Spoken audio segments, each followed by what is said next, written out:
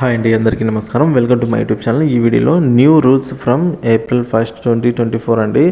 ఎందుకంటే ఏప్రిల్లో కొత్త ఆర్థిక సంవత్సరం అనేది మొదలవుతుంది కాబట్టి ఏప్రిల్ నుంచి కొత్త నిబంధనలు కూడా మనకైతే రావడం జరుగుతుంది. సో ఆ వివరాలు ఏంటో ఇప్పుడు చూద్దాం. ఏప్రిల్ 1 నుంచి వచ్చే కొత్త రూల్స్లలో మొదటి కొత్త ఆర్థిక సంవత్సరంలో క్రెడిట్ కార్డుల విషయంలో పలు మార్పులు అయితే రానున్నాయండి.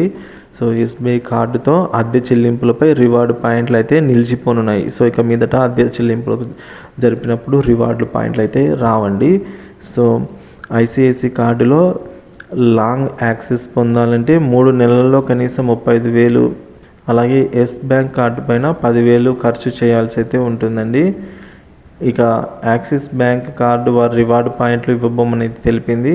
సో రివార్డులు అయితే ఎవరు ఇవ్వడం లేదండి. ఇప్పుడు ఎయిర్పోర్ట్ లాంజ్ యాక్సెస్ పొందాలంటే 3 నెలల్లో 50,000 రూపాయలు ఖర్చు చేయవలసిందే అనేది ఇప్పుడు కొత్తగా ఈ నిబంధనలన్నీ తెచ్చిపెట్టారు బ్యాంకర్స్.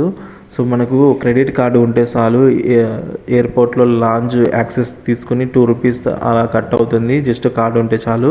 సో లాంజ్ యాక్సెస్ తీసుకుని మొత్తం అన్నీ అక్కడ ఉన్న ఫుడ్ అయితేనేమి అక్కడ మొత్తం ఉన్న వాటిని మనమైతే యూస్ చేసుకోవచ్చండి.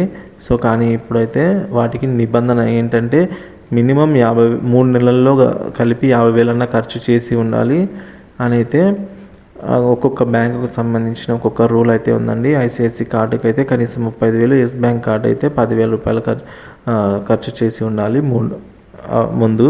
సో ఇక యాక్సిస్ బ్యాంక్ అయితే గరిష్టంగా 50,000 రూపాయలు 3 నెలల్లో ఖర్చు చేసి అయితే ఉండాల్సిన పరిస్థితి అయితే నెలకొందండి. సో వివరాలు అయితే ఇలా ఉన్నాయి. Thank you for watching this video. Please like and share this video to your friends and family and colleagues. Thank you for watching this video.